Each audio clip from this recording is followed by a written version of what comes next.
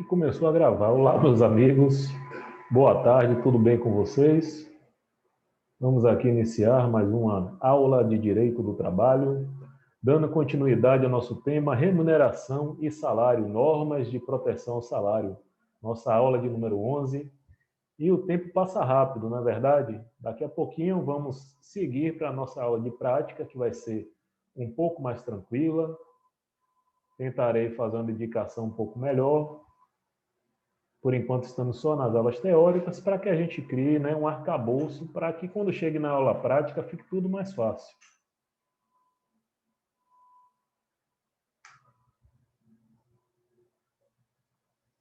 Proteção contra credores do empregador. Tenha-se em mente, né, a supremacia do crédito trabalhista em frente aos demais créditos. Por exemplo, quando uma empresa pede recuperação judicial, o que acontece?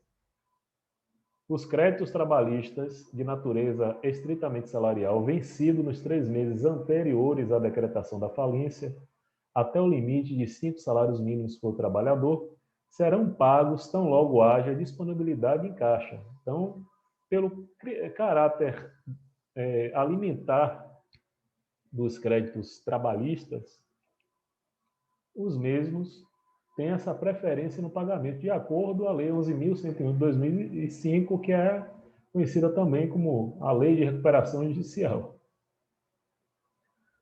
Nessa ordem, ainda também temos, né, os créditos extras concursais, o artigo 84 dessa mesma lei.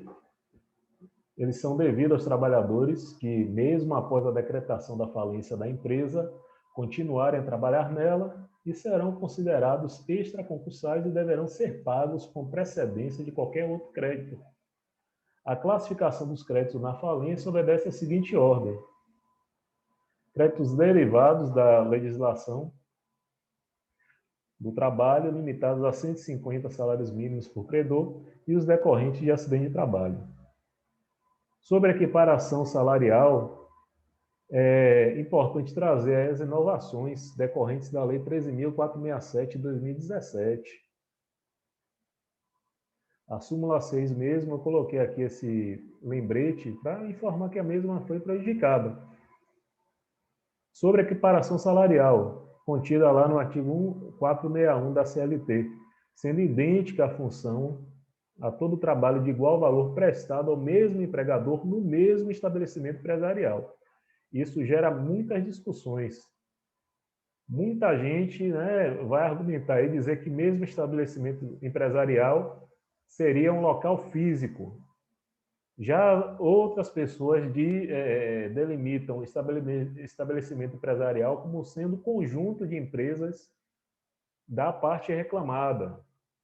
E aí que fica a pergunta: o próprio Tribunal Superior do Trabalho, ele mesmo, como a gente já pôde ver algumas pesquisas e entendimentos jurisprudenciais, tem mesmo estabelecimento empresarial como conjunto de empresas, mas há controvérsias, não há um entendimento pacífico nesse quesito.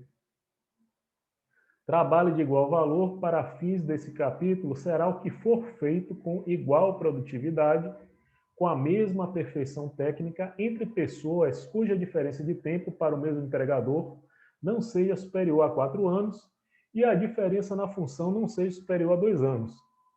Então, agora, ou até um pouquinho antes, tem que ter, né, esses critérios para que você solicite perante ao judiciário um pedido de equiparação salarial. E aí é importante dizer que você não pode estar superior a 4 anos, nem superior a 2 anos a seu paradigma. Então, quando vocês ouvirem paradigma, vocês já sabem que é referente à equiparação salarial. É a pessoa que você vai usar como equiparação. Inclusive, tem essa questão do mesmo estabelecimento. E aí você tem que argumentar também, quando você peticionar, a definição de mesmo estabelecimento, mostrar o entendimento das turmas do TST, da maioria das turmas, lembrando, né, que das 8 turmas aí, principalmente a quarta e sexta turma que tem os entendimentos mais atualizados, mais inovativos, se é que essa palavra existe, e é importante olhar nisso também.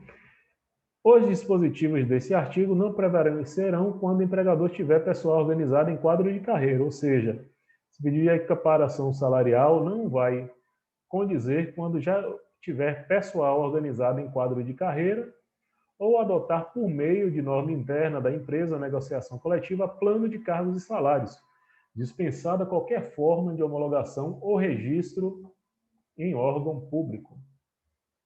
Não é obrigatório você registrar quadro de carreiras, nem em sindicato, nem em órgão público competente, né? Cartório, não tem mais essa necessidade, né, de ser comunicado o antigo Ministério do Trabalho e Emprego, hoje Secretaria Especial do Ministério da Economia.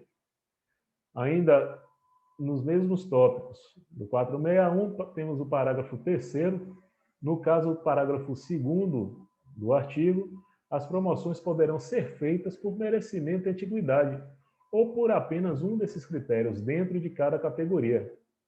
O trabalhador readaptado, em função por motivo de deficiência física ou mental, atestada pelo órgão competente da Previdência Social, não servirá de paradigma para fins de equiparação salarial. Seguindo ainda, é um pouquinho chato, né? Mas é importante que a gente passe a letra da lei e comente, para que fique bastante claro na hora que você estiver no seu exame ou até mesmo na sua vida prática, você lembre.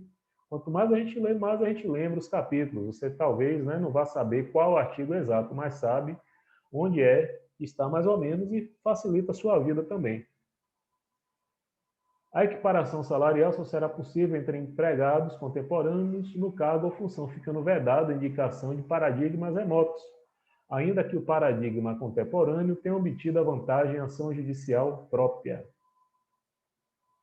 Então, você tem que estar no mesmo local, não pode se utilizar de paradigma remoto, né? Mesmo que a pessoa tenha obtido vantagem em ação judicial. Tem que ser contemporâneos, tem que ser mesmo tempo de empresa, não pode ser pessoas que estiveram antes que você, deixando bem claro aí o quesito, né, para se pedir a equiparação.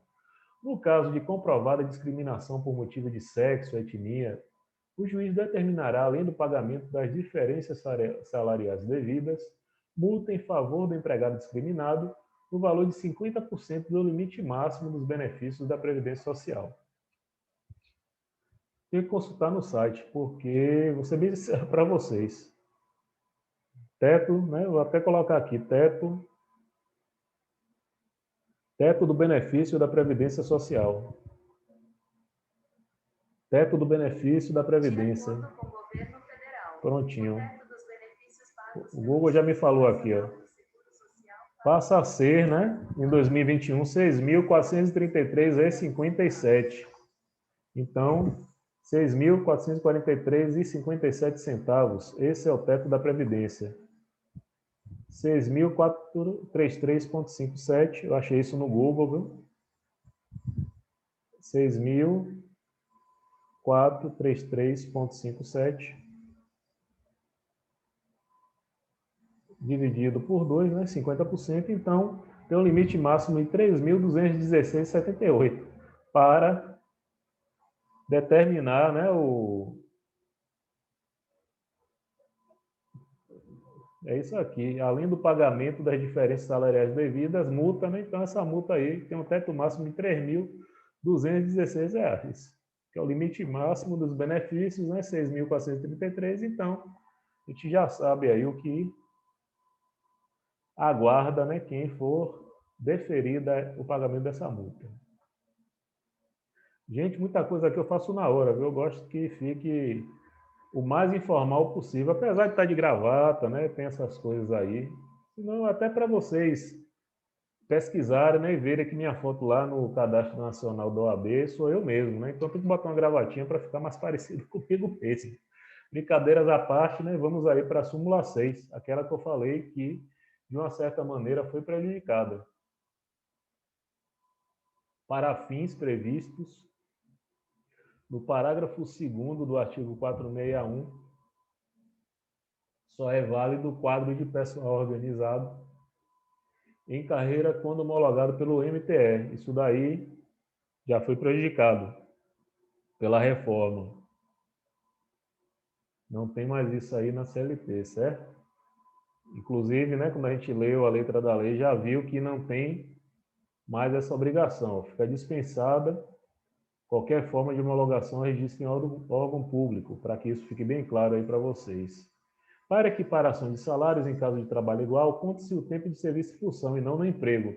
E aí a gente já vê de novo aqui que a pessoa tem que ser contemporânea da outra. E ainda tem um critério, né, de 4 anos, não superior a 4 anos na função, né, na função não superior a 4 anos na empresa e 2 anos na função, para que fique bem claro. Que é mais, só é possível para paradigmas.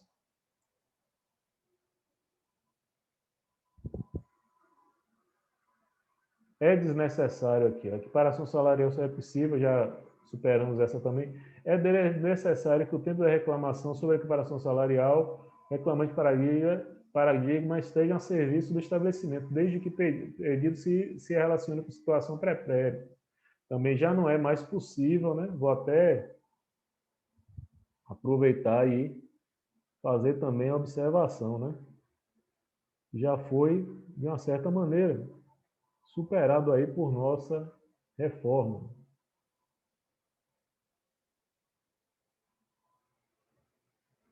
Voltamos aqui a nossa salvar, né, para que a gente consiga prosseguir. A seção de empregados não exclui a equiparação salarial, embora exercida a função em órgão governamental estranho excedente, se esta responde pelos salários do paradigma e do reclamante. Mesmo, né, que tenhamos funcionários cedidos a órgão público, acho que essa é a única que ainda a gente pode se aproveitar. Os paradigmas, se forem, né, até 4 anos e 2 anos na função, podem reclamar equiparação salarial. E a reclamação tem que ser da época, não pode ser de pessoas que saíram antes dos paradigmas.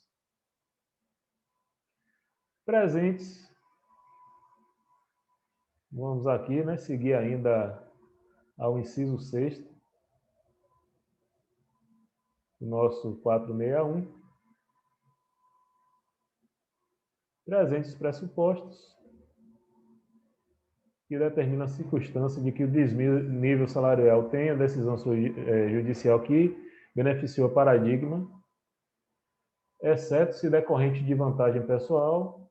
Deixa eu tirar isso aqui, né? Está atrapalhando aqui um pouco. Deixa eu voltar. Pronto, perdi aqui, pronto. Presentes pressupostos do 461 da CLT. Relevante a circunstância de que o desnível salarial tem origem em decisão judicial que beneficiou o paradigma, exceto se decorrente de vantagem ou decisão judicial. De vez em quando essa tela faz isso, viu, gente? Vai desculpando. Se decorrente de vantagem pessoal ou de tese jurídica superada pela Corte, na hipótese de equiparação salarial, em cadeia suscitada em defesa, se o empregador produziu prova do alegado fato modificativo extintivo, e para esse efeito a existência de diferença de tempo de função 2 anos entre reclamantes e empregados paradigma. Então, assim, o parágrafo 5º do 461 trazido pela reforma simplesmente prejudicou também esse parágrafo 6º, que proíbe o paradigma remoto. Então, não tem mais tempo, né? Tem que ser pessoas contemporâneas. Mesmo tempo, não pode, né, servir pessoas que não foram contemporâneas de empresa. Então, não existe você pegar um paradigma que já tenha ganho uma ação que não foi seu contemporâneo e usar ele como paradigma em sua ação. É isso que a norma quer dizer para a gente. Na ação de equiparação salarial, a prescrição é parcial e só alcança as diferenças salariais vencidas no período de 5 anos que precedeu o ajuizamento. É sobre nossa prescrição quinquenal. E o conceito de mesma localidade que trata o 461 refere-se, em princípio, ao mesmo município, ou municípios distintos que comprovadamente pertencem à mesma região metropolitana. E aí aquilo, né, que a gente conversou de mesmo estabelecimento. Se eu estiver na parte da reclamante, vou fazer uma alusão aqui à prejudicada da súmula 6, mas vou dizer que mesmo a localidade, vou seguir esse entendimento aqui, né? Seguindo o entendimento já debatido pelo Tribunal Superior do Trabalho, em súmula, comprovadamente pertence à mesma região metropolitana. É o mais próximo que a gente pode chegar. Lembrando que muito, né, da advocacia é a argumentação, para que a gente consiga convencer o magistrado. Os outros 50% é networking política, fazendo minha crítica aqui, né, como sempre. Identificação, identidade de funções, a equiparação salarial só é possível se empregado e paradigma exercerem a mesma função, desempenhando as mesmas tarefas, não importando se possuem cargo ou não a mesma denominação. Então, mesma função, mesmas tarefas, e não precisa necessariamente a denominação do mesmo cargo. Sobre o trocante a trabalho de igual valor. Trabalho de igual valor será o que for feito com igual produtividade e com a mesma perfeição técnica entre pessoas cuja diferença de tempo de serviço para o mesmo empregador não seja superior a 4 anos e a diferença na função não seja superior a 2 anos. Então, falando isso daí para que a gente venha fechar esse conceito de trabalho de igual valor. Mesmo empregador, claro, né? E atenção, a súmula 129 pode ser aplicada em mesmo grupo econômico. Discussão aí, mesma localidade, mesmo estabelecimento, que fala, né, do item 5, né?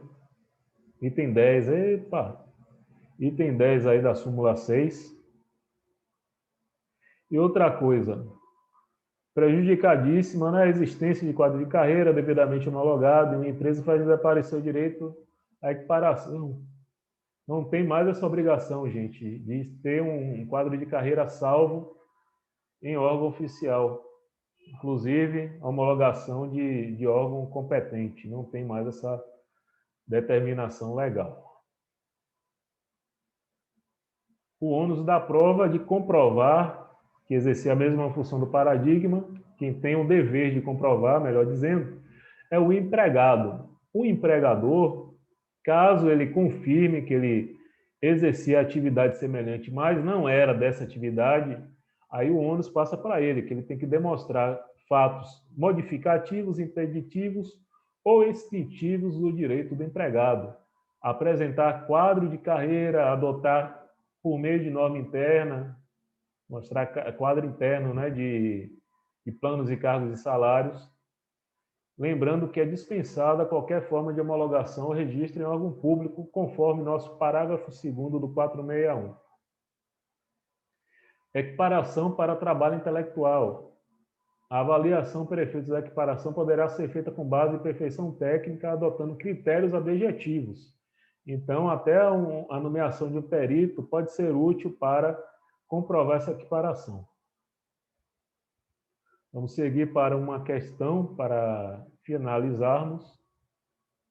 Assina-lhe a opção correta acerca da equiparação salarial, de acordo ao previsto a 461 da CLT. Deixa eu colocar meu rostinho aqui lindo para que vocês não fiquem com saudades.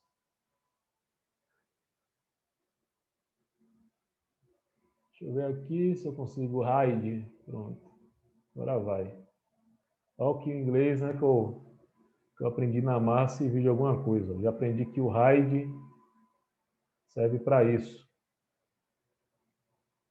Deixa eu chegar mais. Tem que ter show, né? Show. Pronto. No trabalho de igual natureza, observa-se a denominação do cargo ocupado independente da função exercida. Certo ou errado? É imprescindível que, quando proposta a reclamação que o paradigma se busca equiparação salarial, o reclamante e o paradigma permanecem como empregados do estabelecimento, ainda que o pedido diga respeito à situação pretérita, pode ser usado paradigma referente à situação pretérita em pessoas não contemporâneas. Se ficou alguma dúvida, volta lá na aula ou utiliza nossos comentários aí. Não se esqueça, já vou logo dizendo, se gostou ou se não gostou, para dar uma forcinha, dê seu like, se inscreva em nosso canal e compartilhe aí com pessoas que você ache que seja importante passar esse tipo de material.